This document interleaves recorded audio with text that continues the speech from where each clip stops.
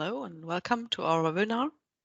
I'm happy to have you here when we're talking about our new release, about version 10 of Testwell CTC++.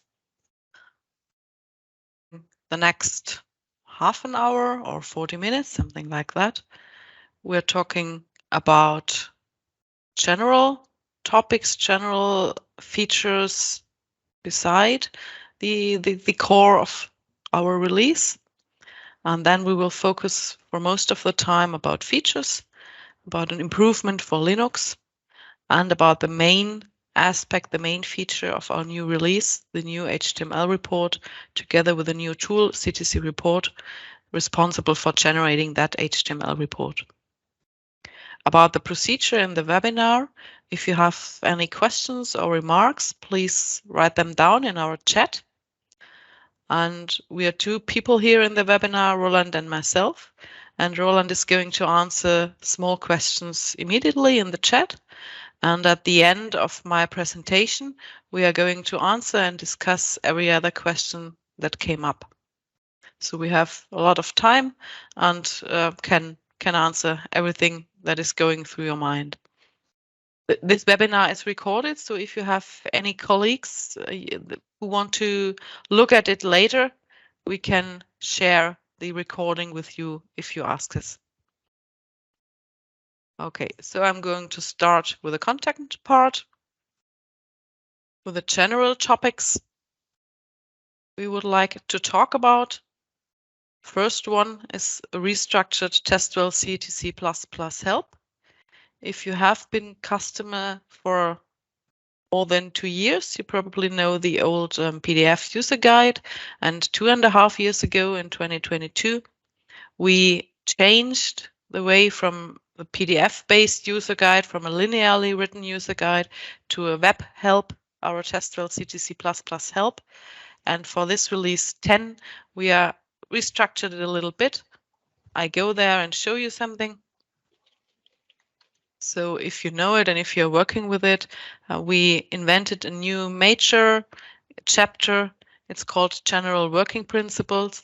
It's a collection of articles that existed before and a lot of new information and new stuff, and it shall be a bridge between getting started, a chapter containing information about installation procedure and about the tutorial example, and on the other hand side, the tools, the technical descriptions of every command line option and so on.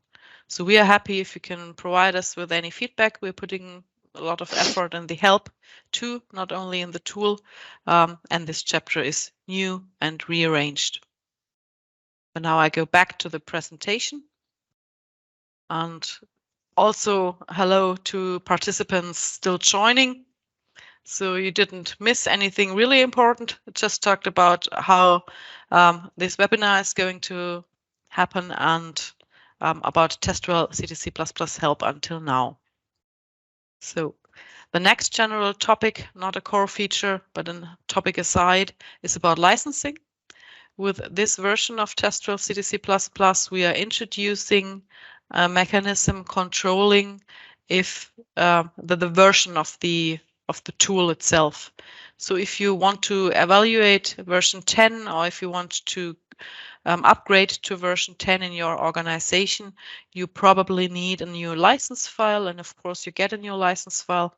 If you have year-term licenses, that's not so much important for you.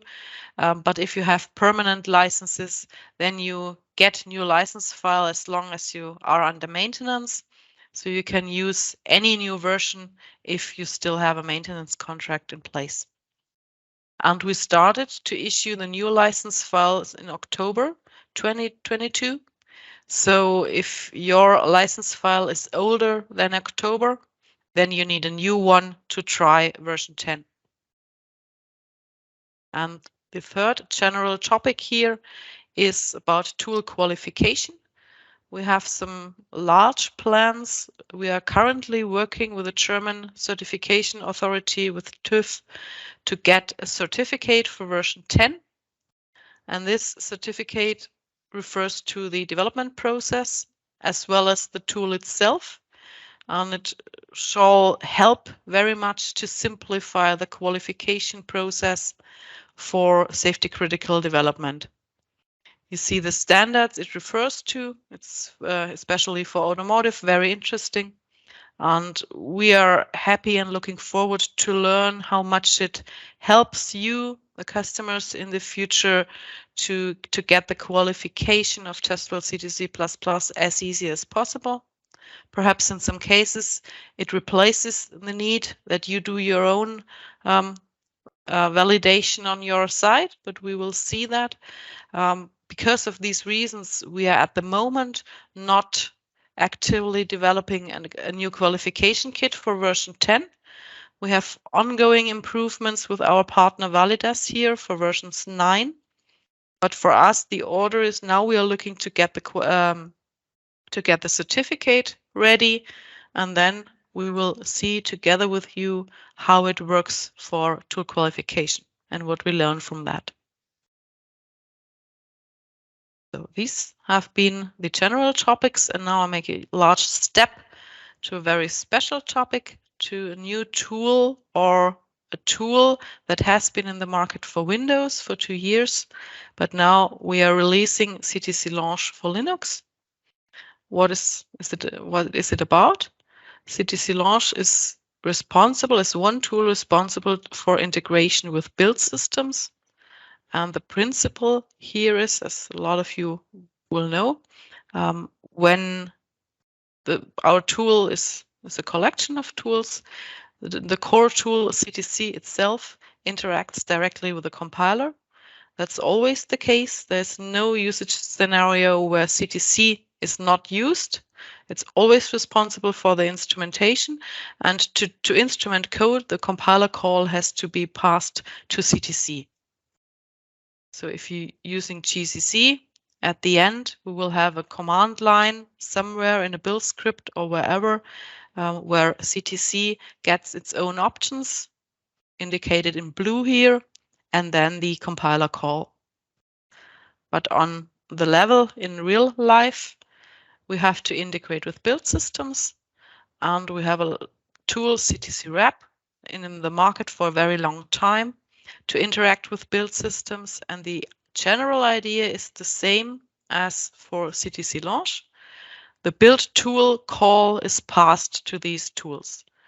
So in case of ctclaunch, you hand over again the CTC options, but then not the compiler call, but the build call. Why do we have two tools for the same purpose? ctcwrap has a limitation. It works very well in certain situations for certain tools, but for other tools it doesn't work because it depends on the usage of the environment variable path. So the build system has to call the compilers and linkers and rely on path. If it calls compilers directly with an absolute or relative path because it's configured somewhere else where the compilers reside, then ctcreport does not work. And on the other hand, ctclaunch is now in the market for 2.5 years, and we do not know any general restriction comparable to ctcreport for ctclaunch. That does not mean that it works always and with every build tool, but with a lot of build tools, we have very good experience. And you see that we have more than 2 years between the release of ctclaunch for Windows and for Linux. The reason for that is that it's not just another build for another platform, but it's a completely different implementation. So from a user perspective, it does the same. But from a technical perspective, depending on the operating system, it's completely different. And what I told you about the differences between ctcreport and ctclaunch, you can see from that what our plans for the futures are. We hope that we can withdraw ctcreport at some point in the future. As we are for Linux only starting now with ctclaunch, that will take some time. And we would like to get feedback from you, get feedback from customers using ctclaunch on Linux. We have good feedback for Windows. But if you are new or if you're thinking about what to use, we really recommend to use ctclaunch to give it a try if it works with your build system, or tell us if you have the impression ctcwrap works but ctclaunch does not, then we would like to know and would like to learn why this is the case.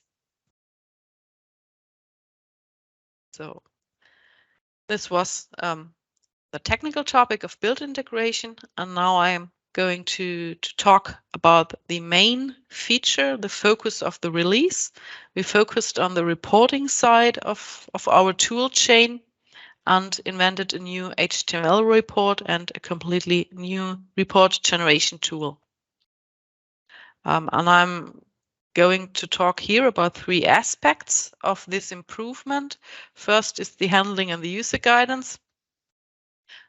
You can decide if you try it and if you evaluate version 10, if it's faster, better, and more beautiful, but we hope it is. Then I want to talk about a topic that will be very important for some of the users we have. It's all about pre-processing, about handling of headers, and about conditionally compiled code. And interesting for hopefully everyone again is the possibility to adapt the layout, and I will explain later what that means. So let's start with the handling and with the user guidance. This is the picture, the workflow of today with versions 9. With the tool CTC Post, you generate a text report from the raw data, from the symbol and data file. And from this traditional text report, another tool, CTC to HTML, is generating the HTML report. And this workflow is replaced by a new workflow with ctcreport. ctcreport generates the HTML report directly from the raw data. So the text report is no longer needed for that purpose. For you as a user, that will be faster and you will need less steps. So faster, we measured it, it's really faster, and it was also one goal. And you do not have to generate the text report just to get an HTML report. From our point of view, from our development, this has been a very important and crucial issue to change the behavior here, because for us it was in some sense limiting. The text report limited the possibilities for HTML, as every information we would like to show in the HTML report had to be transported through a text report with limited possibilities to lay out or to hide small pieces of information. And getting rid of that offers us the possibility to do much more in the HTML report without these limitations of a text report. Here's an impression.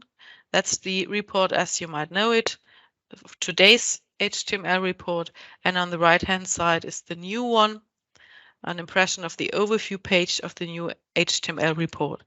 And there are several changes are obviously, and several others I would like to show you. Of course, we changed the design. We hope that you like it.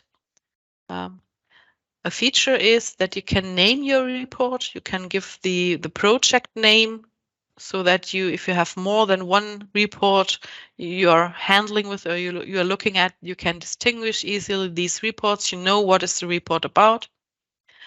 Then you can choose arbitrary coverage measures. You can define which coverage measure you would like to see. And you can also define the order in which they shall be shown in the report.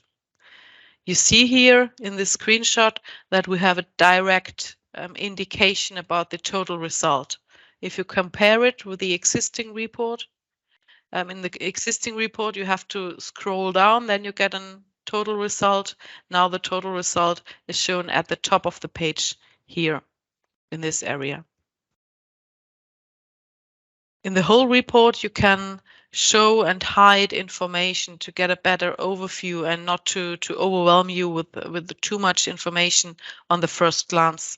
So you see that here for the For the details, we have here an overview over directories and files, and you can expand or collapse the details, the files in this case, for a certain directory that was impossible before. We also have a lot of more functionality directly in the report, some ad hoc JavaScript functionality. You can sort for every column and every measure we show here. Yeah. And yeah, the screenshot comes to an end, so I would like to show in a real example and switch over to a real report.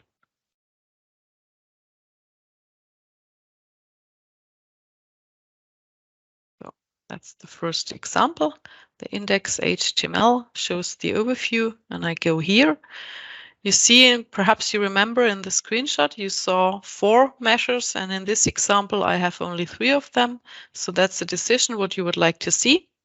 Today, you can only choose one of the structural coverage measures, and then we show statement coverage aside, but now you can choose independently what you would like to see. This is here, this is the drill down I mentioned. You can collapse and expand these areas here. You can also expand here the more technical information, to which symbol files does the report refer, to which data files, how many files have been instrumented. The command line is available that you used to define this report, and so on. But when you go to the report, this information is hidden to get a better overview. Then I talked about the sorting functionality. For every column here, you have 2 possibilities to sort. First, about the coverage ratio, about the percentage. You see the percentage as the length of the bar as an indication. And you can also sort about the number of the absolute number of missing hits. And if you do that, the number is also displayed here in light gray, that you see what you sorted for. So if that's an interesting information for you, you can easily see what is the worst parts of your code with regard to missing hits. And similar as today, we have drill downs. First of all, we have drill downs to pages we call detail pages now.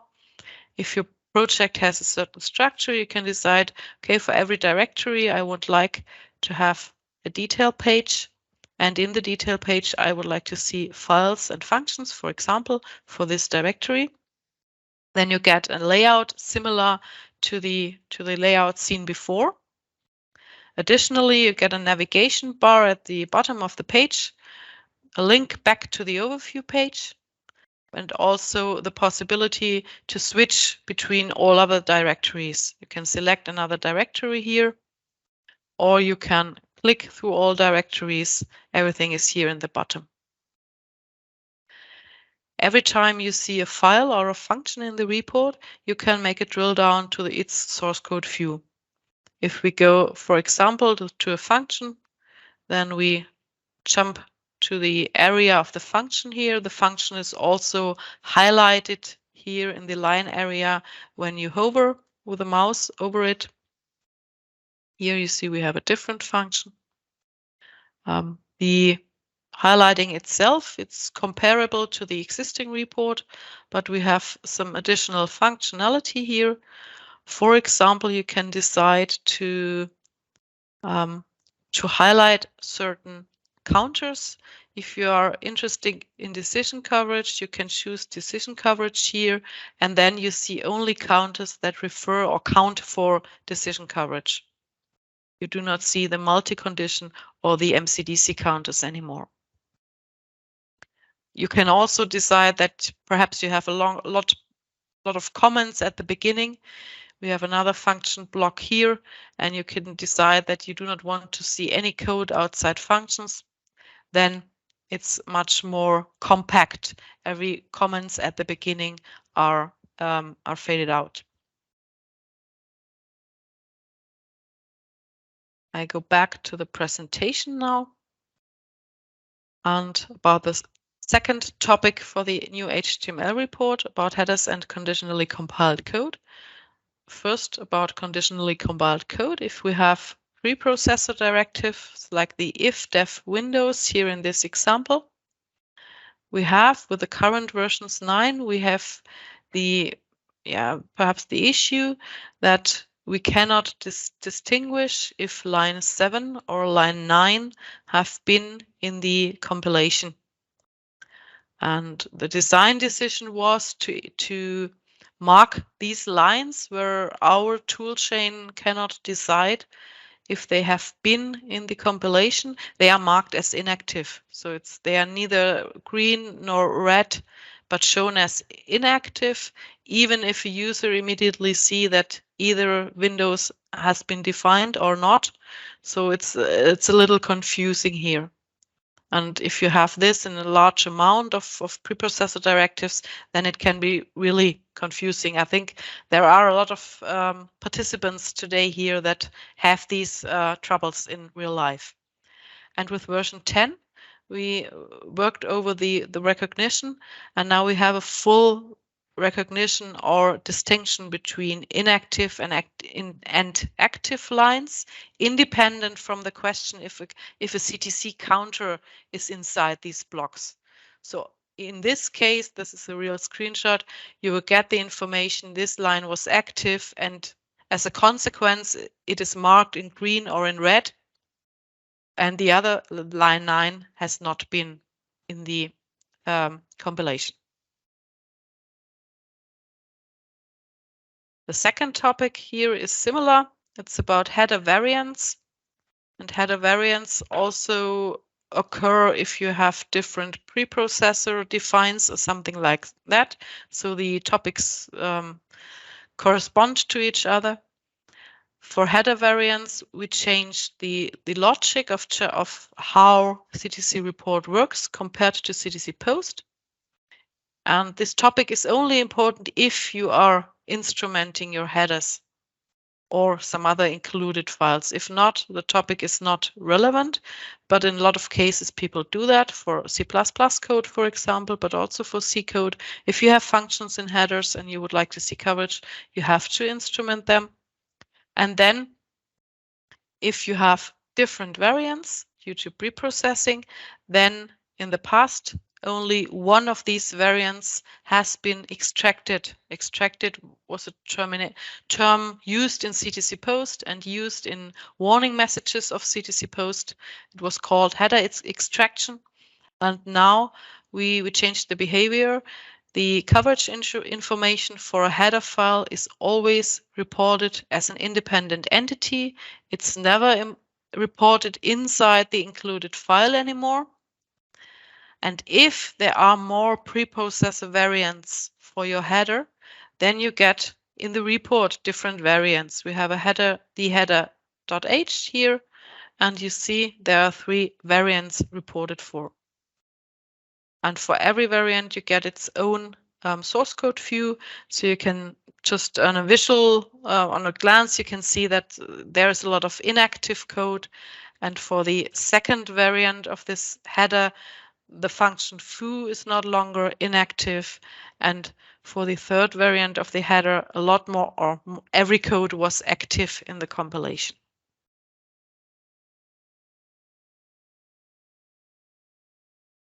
And now I come to the third topic of the HTML report about the adaptable layout. I already talked about a little bit when I showed you the example. What do we mean with layout and with adaptability? It's about 2 topics, about the level of details you would like to see and the kind of HTML pages that you would like to have generated. And we learned from several projects in the past that often the existing HTML report with the existing level of detail and with its structure is very good, but often it's too much or too little or focus on the wrong parts. And it heavily depends on your development projects what a good level of detail is. And it also depends on the audience of the report. Is it the developer of one project or the tester, or is it a generic overview over all projects you have in a certain business unit or whatever? Then you perhaps do not want to have a drill down to every function or to the source code.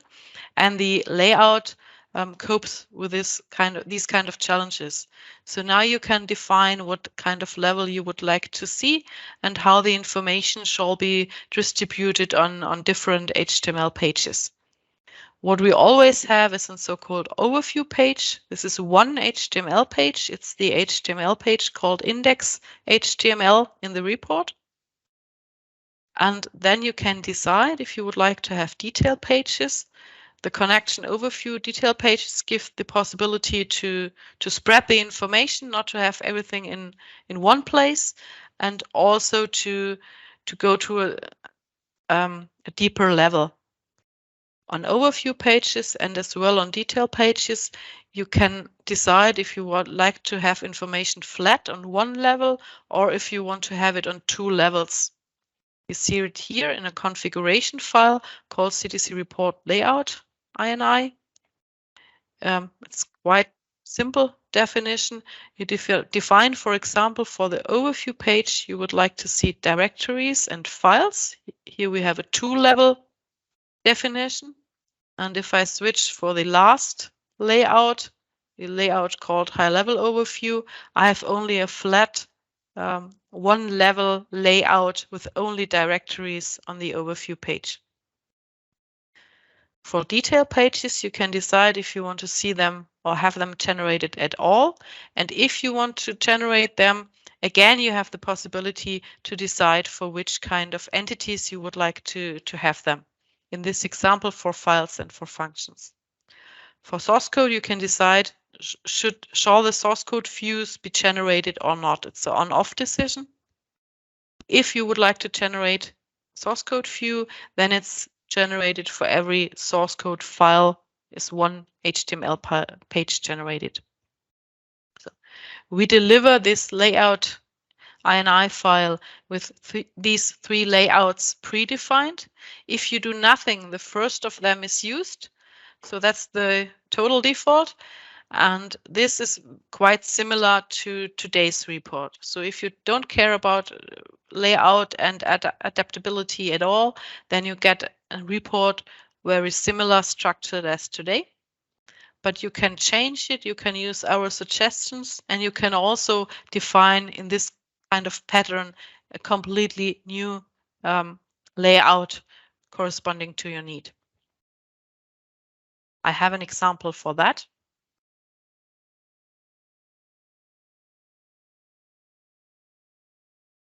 I have an example prepared called small layout.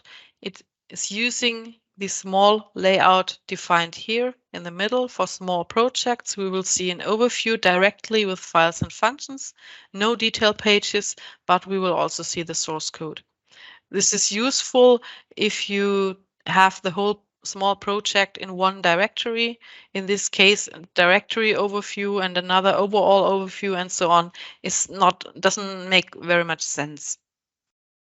So you see directly here, we have an index HTML, we have source code HTML pages, but no detail pages. I go here, I have the same basic and the same design again. But now we have files and function here, not longer directories and files on the overview page.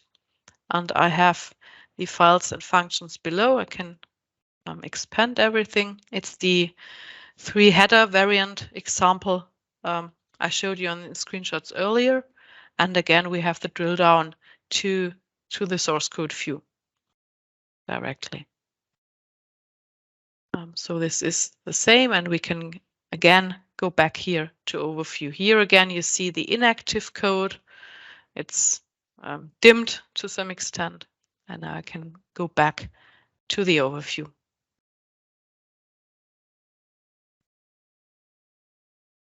So from the presentation point of view, that have been the topics I wanted to talk about. And now I would like to hand over to Roland, who is taking care about any question you ask in the chat, And if you didn't do that, you can get the opportunity to ask questions now.